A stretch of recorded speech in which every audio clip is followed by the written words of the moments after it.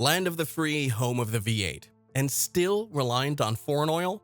You might think with the US sitting on a massive oil reserve, gas prices wouldn't be a constant headache.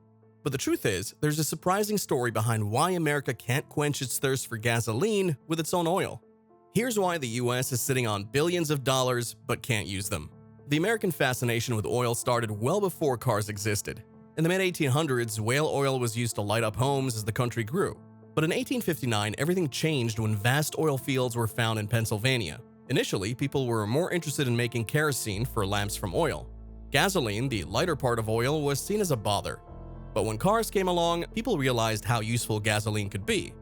The first big problem was figuring out how to refine this good oil. Early methods weren't very good and left behind important parts like naphtha.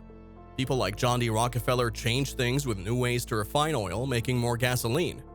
But there were issues too. Companies like Standard Oil got so big they were broken up because of worries about having too much control. In the early 1900s, more cars meant more need for gasoline. This time also saw the rise of wildcatters, people who looked for oil on their own outside of big companies. They took big risks with basic tools but helped mix things up in the oil world. But there were downsides too. Spills and badly managed wells hurt the environment, showing the need for stricter rules. World War I brought a huge need for oil, especially for military use. The US government, realizing how important it was to have their own oil, set up the Naval Petroleum Reserves to make sure the Navy had enough. This time, big oil companies started doing everything from drilling to selling oil. They had a lot of power and could influence what people thought and what laws were made. After the war, there was a big increase in oil inside the US thanks to new tech like seismic exploration and fracking. These let people get oil from places they couldn't before, like shale rock. But even though the US was making more oil, it started relying more on oil from other countries too. Huge oil fields were found in the Middle East, but the region's politics made things uncertain. In the 1970s, there were big problems with oil. Relying on oil from other countries made the US vulnerable to price changes and politics. So there was a push to make more oil at home and be less reliant on others. But people also worried about the environment and didn't want oil drilling in places like Alaska's untouched Arctic National Wildlife Refuge. Finding a balance between needing energy and protecting the environment is still a big issue today. But why doesn't America just use its own oil and not rely on other countries? In 2008, oil prices went way up while interest rates went way down. From 2008 to 2018, the US made twice as much oil, and in 2015 it said it could start selling its oil to other countries. So now the US has way more oil than you'd think. But even though it makes almost enough for itself, it still sells some to other countries and buys oil from them too, which seems kind of strange. But making oil usable is a big deal. Before it's refined, crude oil is thick and not useful at all. Chevron's big oil refinery in El Segundo, California, mostly works on oil from places like South Korea, Argentina, and Mexico. Other Chevron refineries in California get oil from all over, like Iraq, Venezuela, and even Texas. All this moving oil around might seem silly when the US has so much of its own, but there are reasons for it. One big one is how close the oil is. If it's close by, like in Texas, it costs less to move it around, which means cheaper gas for people in those areas. But one big problem is that not all the oil is close to where it needs to be used, and the places with refineries aren't always near where people want oil. Let's look at Los Angeles, for instance. In 2021, California used a staggering 65 million barrels of oil, but a good chunk of it didn't come from nearby. Even though there are some oil fields close to LA's refineries, they still have to import most of the oil, even though they're one of the biggest oil makers in the country. So why not just get more from Texas? Well, here's the deal. Unlike other places that have pipelines for moving oil around, California doesn't have many. Even if they got oil from Texas, lots of the refiners in California can't work with that kind of oil. This is a big reason why the US has trouble using all the oil it makes. It's often not the right kind for the refineries we have. To make it simple, think of two types of oil, strawberry and chocolate. The US mostly used to make chocolate oil and set up refineries for that. But now, with things like fracking, we're making more strawberry-type oil. But the refineries can't handle the change without problems. Sure, we could build new refineries, but people worry about the environment and moving away from fossil fuels, so it's a risky move. That's why the US hasn't built many new oil refineries in a long time.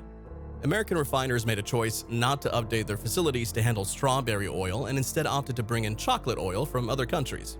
Consequently, in 2022, 59% of the oil used by California refineries came from abroad, with 80% of the El Segundo oil being sourced internationally. Despite exporting more oil, the US still imports significant quantities. The oil industry is complex, with different types of oil and refineries not restricted to using only one type. However, the main outcome remains consistent. Companies find it more profitable to maintain American refineries and import suitable oil rather than relying solely on domestic sources. This decision has sparked concerns about American energy independence. While energy independence may sound ideal, sudden changes in import and export policies could disrupt the economy. The primary factor influencing gas prices is the international oil cost, which the US has limited control over.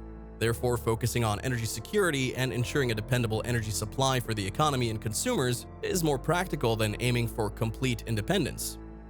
Ensuring energy security involves guaranteeing that the country has enough energy to meet its needs without solely relying on local production. For the US, this entails securing stable sources like Canada instead of solely depending on domestic production, especially given the uncertainties in the global oil market. Despite efforts to diminish oil dependency, the US remains heavily reliant on it. A responsible transition is vital for mitigating climate change, minimizing environmental damage, and ensuring energy affordability, especially for vulnerable communities. Balancing domestic oil production with imports may offer benefits for global greenhouse gas emissions too. Ultimately, to reduce emissions, it's essential to leave oil reserves underground. However, this transition could occur more rapidly than anticipated, possibly outpacing the expectations of the fossil fuel industry.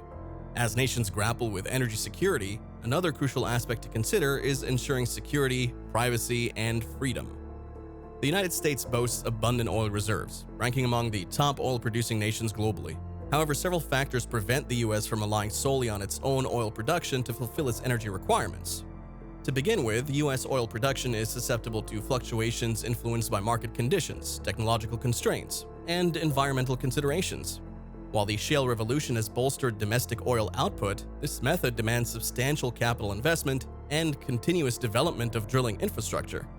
Moreover, shale oil extraction poses environmental risks, including water contamination, air pollution, and habitat disturbance. Additionally, the US oil industry is intricately connected to the global market, where prices are influenced by geopolitical events, supply-demand dynamics, and currency fluctuations. Consequently, despite significant domestic production, the US remains vulnerable to global oil price volatility driven by conflicts in oil-producing regions, OPEC decisions, and shifts in global economic growth. Furthermore, the US oil refining sector is tailored to process a blend of domestic and imported crude oils, each with distinctive characteristics necessitating specialized refining techniques. Over-reliance on domestic oil could disrupt refining operations, potentially increasing costs for consumers. Moreover, achieving complete self-sufficiency in oil would demand substantial changes in energy policies, infrastructure enhancements, and regulatory frameworks. It would entail significant investments in alternative energy sources like renewable and nuclear power to reduce oil dependency and environmental impacts. Addressing geopolitical challenges linked to oil-producing regions and trade relations with oil-exporting countries would also be imperative. The future of US energy security hinges on navigating these complexities and embracing sustainable energy solutions.